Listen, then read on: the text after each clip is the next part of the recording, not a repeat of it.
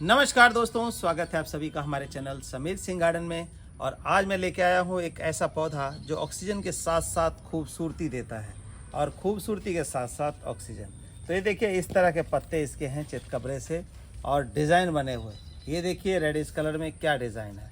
तो ये आपके ड्राइंग रूम में, लिविंग रूम में, ऑफिस में बहुत ही खूबसूरत लगता है रखा हुआ, मन को प्रसन्न कर देने वाला होता है। साथ ही साथ क्या है कि इनमें से ऑक्सीजन निकलता रहता है, यानी कि ऑक्सीजन गिविंग प्लांट है। खूबसूरती के साथ ऑक्सीजन फ्री मिल जाता है। तो इसमें देखिए ये वैरायटी, कई वैरायटी के आते हैं ये, और ये वैरायटी मैंने आपको दिखाई। इसके साथ कुछ और वैरायटी मैं आपको दिखा रहा हूँ। ये देखिए, इस तरह की वैरायटियाँ भी अवेलेबल होती हैं। ये ऊपर से ग्रीन और नीचे से जो है ये रेडिश कलर में। और सबसे न्यारी वैरायटी जो है ये, इसको लोग बर्मा कैक्टस बोलते हैं। ब्रह्मा मतलब ब्रह्मा जी नहीं, ब्रह्मा वाला कोई ऐसा नहीं है, ब्रह्मा जी वाला। ये जो बर्मा कैक्टस इसलिए बोलते हैं कि आपने देखा होगा हैंड ड्रिल जो होती है वो कुछ इसी तरह की होती है, सुराख करती चली जाती है, मिट्टी ऊपर निकलती है। तो हैंड ड्रिल है, इसके लिए इसको वर्मा भी बोलते हैं ड्रिल को।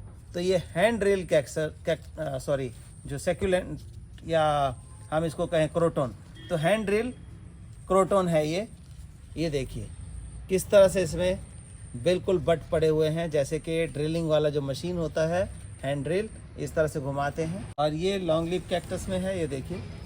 और ये जो डिज़ाइनर है, तो इस तरह की कई वैरायटियाँ आपको मिल जाती हैं। लेकिन जब ऐसे ख़रीदते हैं तो काफ़ी कॉस्टली रहता है ये, कहीं तो सस्ता भी मिल जाता है, बहुत सारे ऐसे लोग होंगे। और हमारे पास जो है मात्र इनका जो है 150 रुपये कीमत है इनकी। 150 रुपये की कीमत में ये मिल रहा है, आप ले सकते हैं। व्हाट्सएप नंबर 9969288517 पे व्हाट्सएप करके मंगवा सकते हैं। अब हम करने क्या वाले हैं, अक्सर लोग कहते हैं कि जी हमारे बहुत खूबसूरत क्रोटन थे, ये काफ़ी जो गमलों में लगा होता है काफ़ी कॉस्टली, 500 700 1000 रुपये तक का भी मिलता है, 1500 रुपये में भी आता है साइज़ के हिसाब से। तो इतना बढ़िया लोग लेकर के आते हैं और अक्सर ये मर जाता है। कुछ ही दिनों बाद इसका जो है डाई बैक शुरू हो जाता है, पत्ते झड़ते हैं, ख़त्म हो जाता है।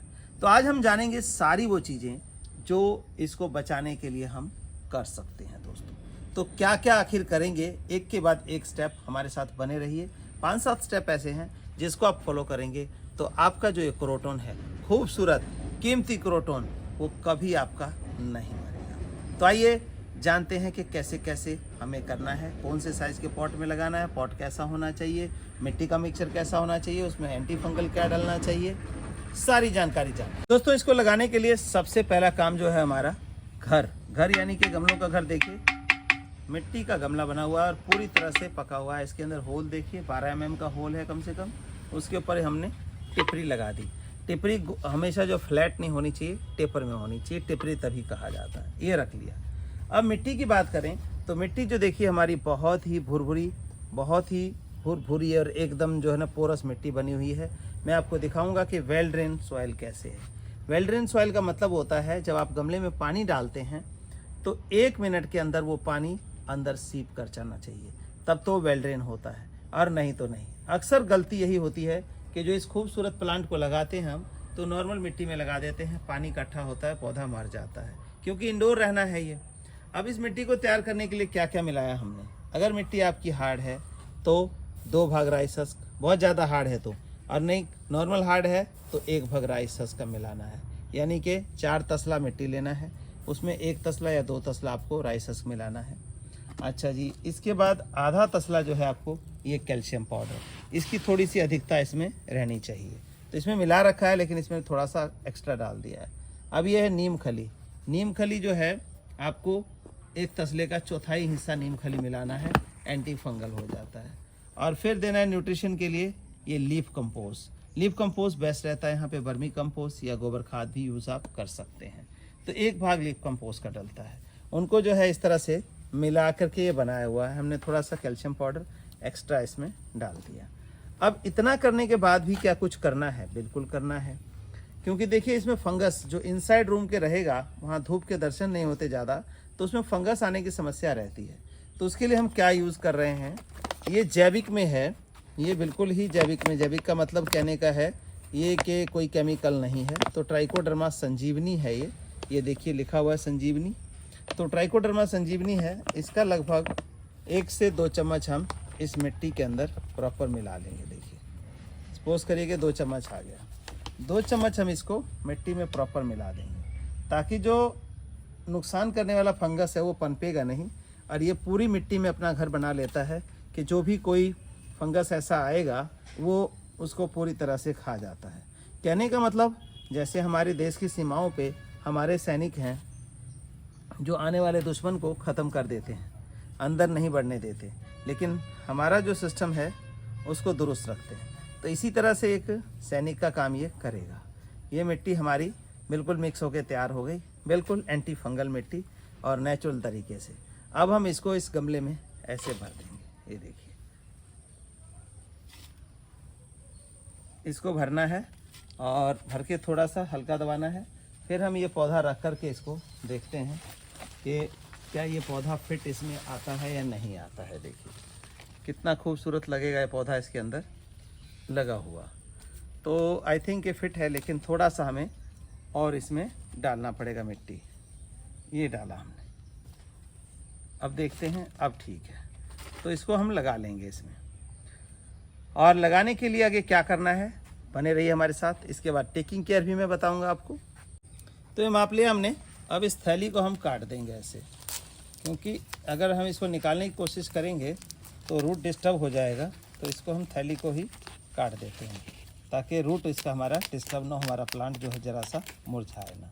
तो ये देखिए इसके अंदर रूट से भरा हुआ है पूरा, क्योंकि छोटी सी जगह है और छोटी सी जगह में रूट जो है बिल्कुल भरा हुआ है। तो नेचुरल सी बात है, जब इतनी बढ़िया जगह मिलेगी तो ये पौधा बिल्कुल ग्रो करेगा। ये देखिए ये इस तरह से हमने रखना है। और रखने से पहले मैं बता दूं आपको, जैसे रूट इसको डिस्टर्ब नहीं कर रहे हैं रूट बॉल को, तो हमें थोड़ा सा इसको एक्स्ट्रा फर्टिलाइज़र देना है। एक्स्ट्रा फर्टिलाइज़र क्या है? Indoor plant food. वो किसी भी तरह के जो ग्रीनरी वाले प्लांट हैं, चाहे वो मनी प्लांट है, स्नेक प्लांट है, क्रोटोन है, डिफिनबीचिया है, अरिका पाम है, बैम्बू पाम है, किसी में भी ये आपको 3 महीने में एक बार डालना होता है, 2 से 3 मुट्ठी, और आपका पौधा हरा भरा रहता है। तो ये हमारे पास अवेलेबल होता है रेडी मिक्स, आप इसको मंगवा सकते हैं। तो ये देखिए अब हमने ये डाला और ये पौधा लगाना है। तो इससे पहले हम इसको थोड़ा सा बूस्टर जो है नीचे डाल देते हैं। तो बूस्टर देखिए ये देखिए इस तरह का बूस्टर होता है नेचुरल में, ऑर्गेनिक में। ये बूस्टर हमने डाला और यहाँ पे रख दिया। अब हमें ये पौधा सही सीधा खड़ा करना है। पौधा खड़ा करने के बाद जो हमारी मिली हुई मिट्टी है उसकी एक लेयर हमने इसमें डाल देनी है। ये देखिए एक लेयर हमारी मिट्टी की डल चुकी है। अब फिर खाद की जो मुट्ठी है वो हम ऐसे, ताकि जो है इसको एनर्जी मिलेगा और प्लांट जो है बहुत बढ़िया चल पाए, क्योंकि ये बेस्ट टाइम है लगाने का। इन प्लांट्स को अब लगा सकते हैं क्रोटोन वगैरह को, क्योंकि आगे सर्दियां पड़ने से पहले ये आपका सर्वाइव हो जाए। बारिश भी अब एंड पे है। इस तरह से इसको फिर से ढक देना है। देखिए जो हमने खाद दिया उसको हमने प्रॉपर तरीके से ऐसे ढक देना। ये देखिए तो ये हमारा तरीका जो है पौधा लगाने का हो गया तैयार, लग के तैयार है। बहुत बढ़िया पौधा और अपने घर में रख सकते हैं। इसमें चीनी मिट्टी का गमला भी यूज़ कर सकते हैं, जो हम इसको बोलते हैं सेरामिक पॉट्स। तो सेरामिक पॉट्स अच्छा लगता है इसके साथ। अगर सफ़ेद सेरामिक पॉट में लगा हो तो और अच्छा लगेगा। अब इसमें पानी डालना है। अब बात आती है केयर टेकिंग की। क्या लगाने से, खाद देने से ही पौधा चल जाएगा? इसमें पानी का बड़ा ख्याल रखना होता है। बड़ा ख्याल रखने का मतलब बहुत बड़ा नहीं है। पानी का ख्याल रखने का मतलब ये है कि पानी कम से कम चाहिए। लेकिन हम गलती क्या करते हैं, चाहे पौधा अंदर रखा है या बाहर रखा है, सबको एक तरह से ट्रीट करते हैं। फिर क्वेश्चन और उसका आंसर क्या होता है कि जी हमें भी तो प्यास लगती है, इनको प्यास नहीं लगती होगी। बिल्कुल लगती है, लेकिन देखिए जब अंदर पड़ा हुआ प्लांट है, आप जब अंदर घर के अंदर एसी में बैठे होते इतनी प्यास नहीं लगती जितना कि धूप में जाते हैं। तो सेम ऐसा ही होता है, जब ये प्लांट धूप में रहेगा, बाहर रहेगा तो हवा चलेगा, इसका मॉइस्चर उड़ेगा तो इसको प्यास लगेगी। लेकिन अंदर प्लांट है तो ये इंश्योर कर लें कि जब तक ऐसे खोद के देखें 2 इंची 3 इंची मिट्टी सूखी नहीं है तब तक आपको पानी नहीं देना है। नहीं तो पानी डालेंगे तो ये क्या होगा, डाईबैक लगना शुरू होगा, पत्ते झड़ेंगे और पौधा जय श्री राम हो जाएगा। तो अब हम डालते हैं पानी। पानी कितना डालना है देखिए, पानी इसके अंदर मात्र और मात्र आधा लीटर पानी हम इसमें डालेंगे। देखिए ये इसके लिए अब सफिशेंट हो गया। अब हम बात कर रहे हैं पानी की। तो पानी कितने दिन में डालना है? अंदर रखते हैं। बरसात के दिनों में तो बहुत कम डालना पड़ता है, सर्दी के दिनों में कम डालना पड़ता है, गर्मी के दिनों में जो है 5-7 दिन में एक बार पानी आप डाल सकते हैं, और पानी सूखने के बाद ही डालिए। दूसरा जो मरता है क्रोटन वो होता है सर्दी। सर्दी में अगर आपने बाहर छोड़ दिया, ठंडी हवा लगी, शीतलहर, तो शीतलहर में इसके पत्ते सारे शेड हो जाते हैं। तो ये याद रखिए कि दिवाली पे क्रोटन को अंदर कर दें, जहाँ पे इसको लाइट तो सनलाइट तो मिले लेकिन ठंडी हवा ना मिले, तो आपका क्रोटन सालों साल एज इट इज़ रहने वाला है।